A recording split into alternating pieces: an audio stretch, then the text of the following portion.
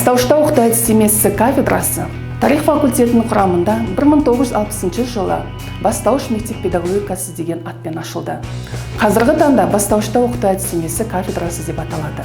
Кафедраны педагогика ғылымдарының кандидаты аға оқытушы Таутаева Гүлдариға Батыршақызы басқаруда. Кафедрада 22 оқытушы қызмет етуде.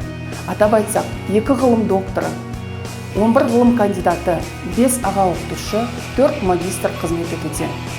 Бастаушта оқыту әдістемесі мұғалімін даярлау бағытында бакалавр, магистратура, докторантура бағыты бойынша түлектер шығарамыз.